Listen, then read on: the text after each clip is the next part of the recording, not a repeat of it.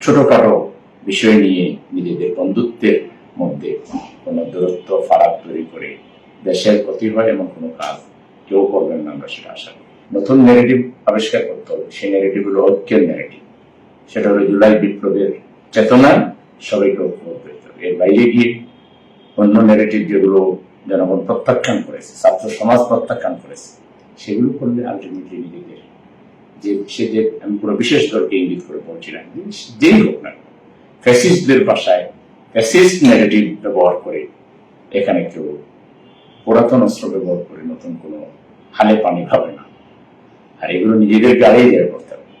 কোথায় রাজাকার বেশি আছে অলরেডি প্রশ্ন উঠেছে যে শেখ হাসিনা একটা ভালো কাজ নাকি করেছে খুব ভালো, সেটা হলো রাজাকারের একটা তালিকা করেছিল, সেই তালিকায় তাদের দলকে 1 নম্বরে রেখেছিল।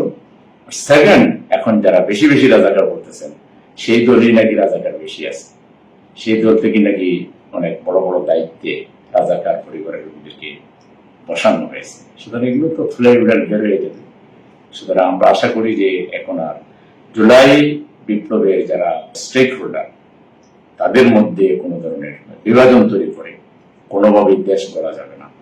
সেই জন্য সবাইকে পুরাতন ধ্যান ধারণা, পুরাতন ন্যারেটিভ পরিহার করে 24-এর বাংলাদেশ, ঐক্যের বাংলাদেশ, মুক্তির বাংলাদেশ, নবচেতনার বাংলাদেশ, ক্রিয়েটিভ বাংলাদেশ, সেই বাংলাদেশের বয়ানে যারা কথা বলতে পারবে তারাই জনগণের ভোট পাবে, তারাই টিকে থাকবে।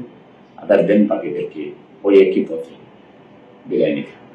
আমরা আশা করি বাংলাদেশের রাজনীতিতে যারা এখন সক্রিয় আছেন সবাই 24-কে ধারণ করে, 24-এর চেতনাকে ধারণ করে সবাই যাতে আমরা জাতীয় স্বার্থে ঐক্যবদ্ধ থাকি।